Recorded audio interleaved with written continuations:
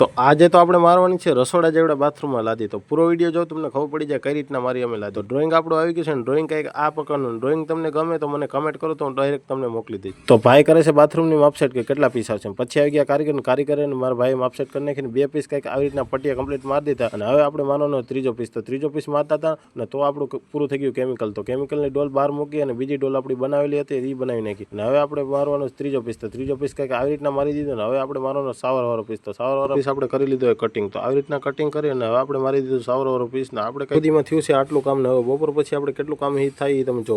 બપોર પછી આપણે ફાઇનલી આટલું કામ થઈ ગયું છે. અને હવે આપણે આવી ગયા સવારે આવીને બધા પ્રેશર કંઈક આવી રીતના તોડી નાખ્યા.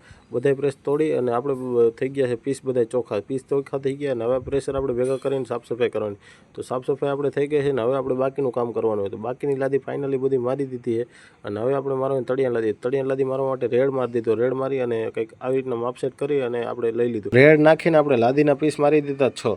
અને ફાઇનલી કામ આપણે પૂરું થઈ ગયું. તમને કેવું લાગ્યું કમેન્ટ કરીને જણાવજો. ને આપણે કામ કરીએ છીએ રાજકોટમાં. તમારે કામ કરાવવું હોય તો મને કમેન્ટ કરીને જણાવજો. Bye bye, C you.